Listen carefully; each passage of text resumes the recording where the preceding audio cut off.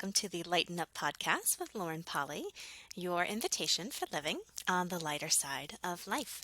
I'm Lauren Polly, and I am delighted you have chosen to join me today for episode 193, Being Relatable. We're going to talk a little bit today about social interactions and the uh-ohs that come from trying to be relatable to other people. I know this may be a total flip in perspective for some of you because we are so taught to try to be relatable. It is supposedly the foundation of our relationships, relatable relationship. You can kind of see how the words play together. A lot of us think that this is the way to be connected to folks, to be accepted, to be seen, to feel like you're a part of something. And when we don't feel relatable to others, that's usually an uh-oh in our world where we start to feel like we're too different to be okay. This is kind of an interesting conversation on many different levels, and I just invite you to start opening up your own awareness as to where you may be shutting yourself off in favor of trying to relate to others. A lot of times when we're relating, we try to choose the least common denominator. We're trying to find that bridge into the other person's world, and from there, sometimes we end up dumbing ourselves down or dulling ourselves down because of it. This episode was kind of born from a personal experience I had recently. Went to a party where I was meeting all sorts of new folks, and it was so interesting to me because as I was having conversations and listening to other people talk, I was like, I really don't relate to anyone here.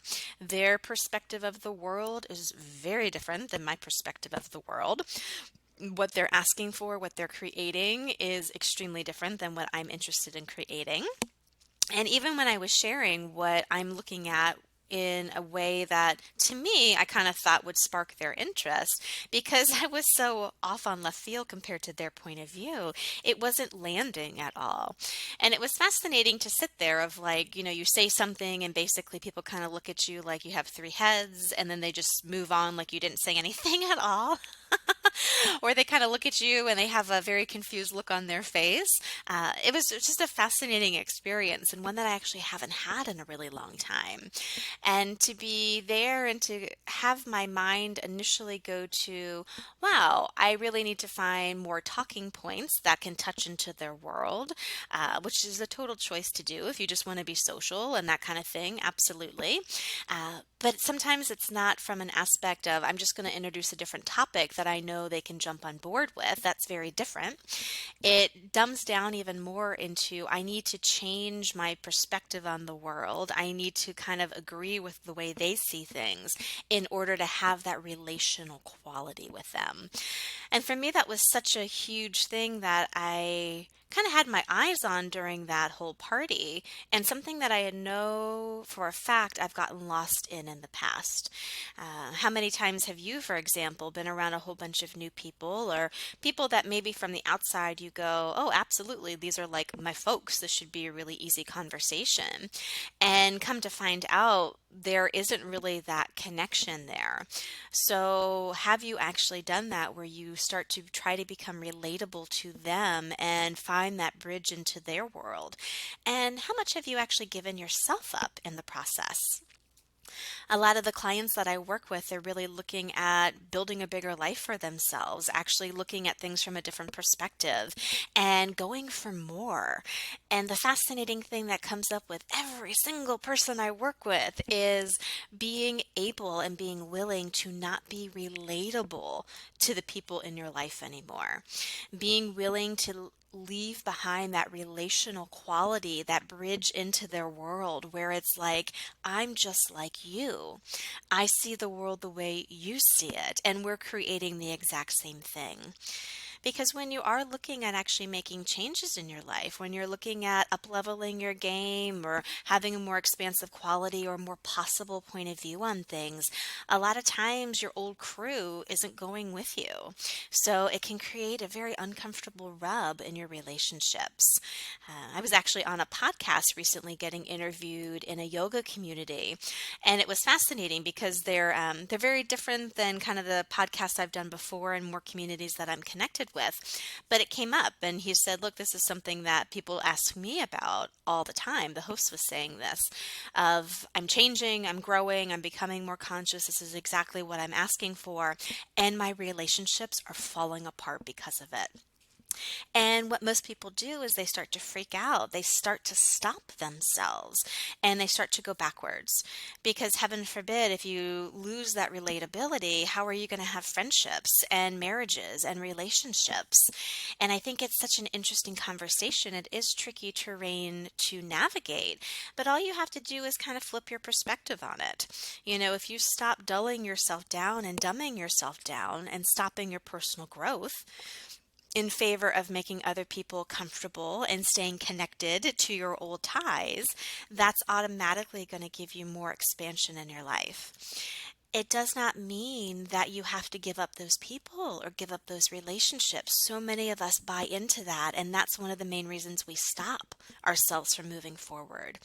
Kind of like an either or. Either I can be totally unrelatable and lose my relationships, or I have to stop my own personal growth and not go forward to maintain them. I'm inviting you to a different possibility. What if it wasn't either one or the other, option A or B, but there was a totally different possibility? What if instead of actually looking to relate to people, you actually started playing with them? You started to allow yourself to be you, to be more expansive, to be in your uniqueness with your own perspectives on the world and how you're creating and what you're interested in, not dulling that down, not making that wrong. And at the same time, if you desire to continue to create relationships with folks, new or old in your life, if you started to take the approach of playing, if you started to be in a party like I was, where I was like, wow, I am totally different. I'm oddball out here. But if I'm still here and I want to engage and talk and have fun, I wonder if I just played with these people and stopped trying to relate to them. So if I didn't have to adapt or adopt myself to their perspective to try to agree with them and kind of go on the same level. But I was able to introduce conversations and have some fun playing full banter, ask them questions about themselves from a perspective of, wow, that's really fascinating. Giving them their own room to explore, perhaps asking some questions just to kind of pop some different perspectives in there. Would that be a lighter way to spend my evening? In your more personal ingrained relationships, in the marriage that you've had forever, parent-child dynamics, long-term friendships where you feel like you're outgrowing it, where you're really on the path where you're desiring something different and they're really not. That unrelatability starts to come in. It's an uncomfortable rub. It does, again, kind of have that either or battle that starts to come. If you were willing to actually lose your relationship as it was, but that doesn't mean you have to lose the person from your life. What if you were able to rewrite the dynamics of that relationship? Give them more space, play with them a little bit more, have a lighter perspective with it. What would occur? Now, this is something that, again, is very confronting. Most of our relationships are built on these relational dynamics. They're based off the premise of, I know who you are. You are this person to me. This is the way we've engaged in the past. This is our history. There's a lot of definitions with it. So as you grow and change and continue to evolve as a being, there is this kind of tether thing that starts to go where you're starting to move forward, and it's almost like an anchor holding you back. Well, the anchor gets misidentified as being the individual in the relationship. Truly, what that anchor sensation is are the old relational dynamics between you and that person. So it's not so much dropping the individual from your life and saying, oh, you just can't go where I'm going. It's being willing and able to start to rewrite those relational dynamics between the two of you. Will it change your relationships? Yes. Will it change the other person? Perhaps. Will that other person go away? Sometimes that occurs, absolutely. But it doesn't have to. And what I'm hoping with this conversation, it'll start to open up your world a bit where you stop making your relationship partners wrong for not changing. And you'll stop making yourself wrong for desiring to change. You'll actually put the energy and the awareness and the work where it needs to go, which is, oh, the relationship with us is what actually needs to change. Is it uncomfortable and confronting? Absolutely. But at the same time, if you come about it from not needing to relate to people, but being willing and able to play with them, I wonder what could change and shift.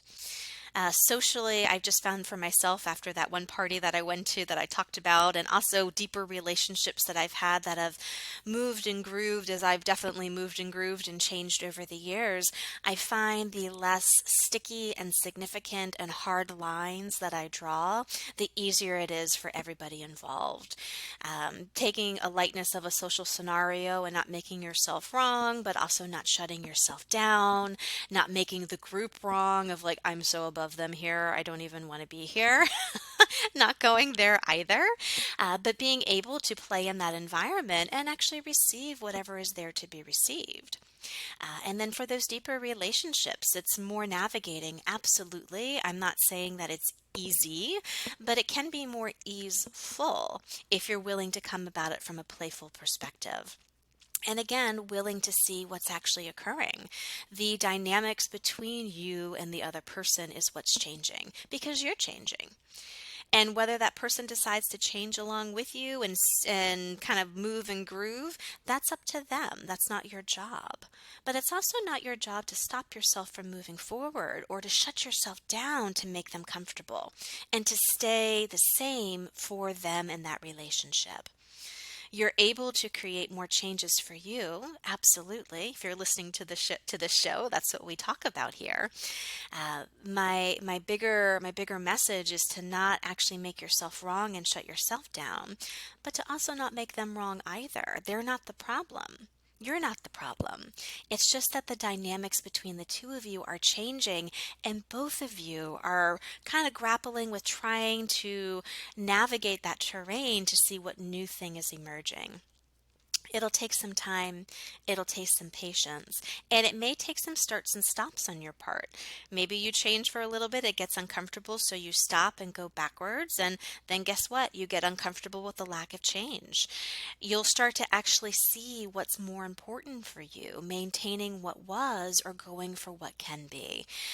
None of it is right, none of it is wrong. It's all just choices. And truth be told, a very healthy perspective to have with relationships is they're not solid, they're not stuck, and nothing remains the same.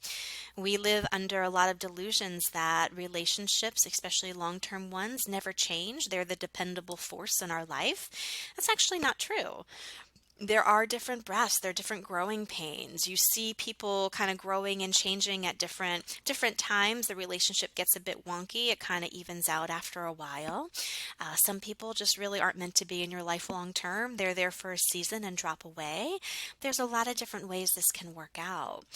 But to know for a fact that if you weren't trying to relate to people, if that was actually a shutting down and a dumbing down and a settling into what was, the way to kind of work your way out is more of that playful perspective, being able and willing to engage and allow those dynamics to actually start moving and grooving in a different direction. You may be quite surprised with what actually comes about.